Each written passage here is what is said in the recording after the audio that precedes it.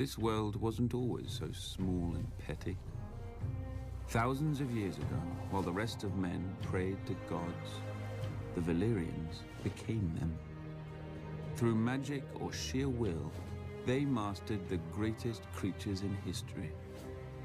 A horse grants man dominion over the land, a ship over the sea.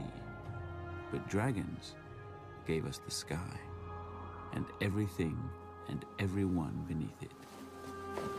At its height, my ancestors ruled the known world. Whatever parts we didn't weren't worth knowing. Our capital of Valyria shamed the magnificent cities of the east, for hammers and chisels were no match for dragon fire and sorcery.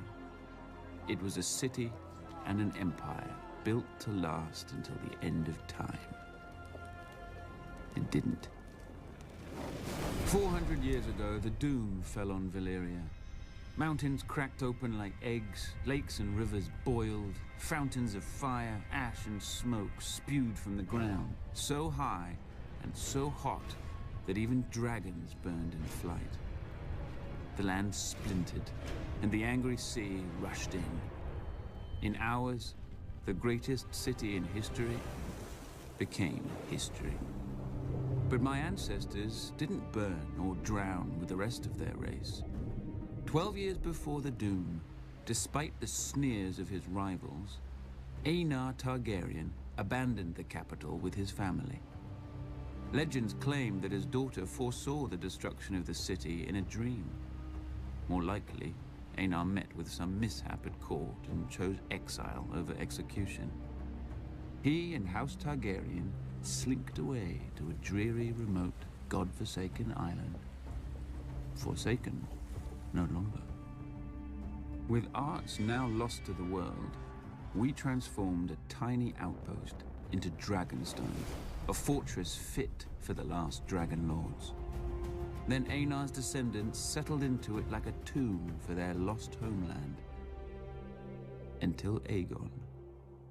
When he looked east, he saw the past, old, tired, dead. But when he looked west, he saw the future.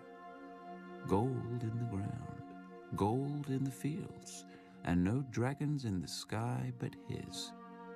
He and his sisters, Rhaenys and Visenya, flew over the great continent, ostensibly visitors to a strange land.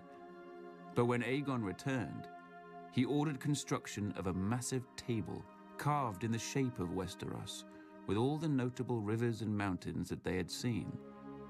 A personal map of the Seven Kingdoms, then ruled by 7 squabbling families.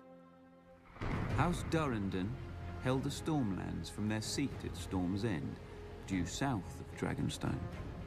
House Hora of the Iron Islands had also conquered and enslaved the Riverlands and ruled them from Harrenhal, a monstrous castle rising on the shore of the God's Eye. House Stark held the frozen wasteland of the north, the oldest, largest, and emptiest of the kingdoms. House Lannister held the Westerlands, the wealthiest kingdom, thanks to their gold mines. House Gardner held the Reach, the second wealthiest kingdom, thanks to their crops. House Arryn held the Vale, or rather the Vale held them.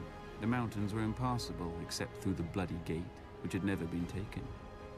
House Martell held the deserts of Dorne, probably because no one else wanted them. Together, the 7 kingdoms made Westeros, a realm that wasn't yet a realm, ruled by great families who didn't know what greatness was. Aegon would teach them.